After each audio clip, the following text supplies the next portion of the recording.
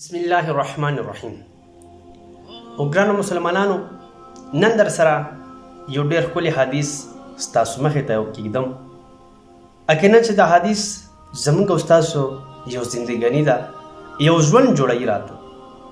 د څه خبرې چې زموږ او تاسو په منځ کې نفرت پیدا کړې ده، د څه خبرې چې زموږ او تاسو په خپل منځ کې دښمني جوړه کړې ده، د څه خبرې چې موږ او تاسو په منځ کې ورورولي ختم کړې ده، څه خبرې چې موږ او تاسو منځ کې مسلماني ختم کړې ده.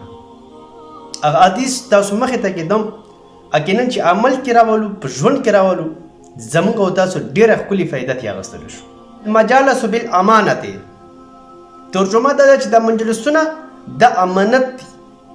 مجلس نه مراد لکه چا تا سره یو خبره شریکه کړله، چا تا سره یو راز شریک کړو، یا چېرته په یو محفل کې تا یو خبره واورېده، یا چاته ته یو امانت په دور کې خبره وکړه، نه خبره چاته مه وایه. خبره ته په خپل راز کې وساته، په خپل زړه کې دننه وساته. نه انشاءالله په دې حدیث چې عمل وکړو، په دې حدیث چې موږ پوره عمل وکړو، زموږ اتفاق راتللی شي، زموږ په منځ کې محبت راتللی شي، زموږ په منځ کې اتحاد راتللی شي، زموږ په منځ کې ورورولي راتللی شي.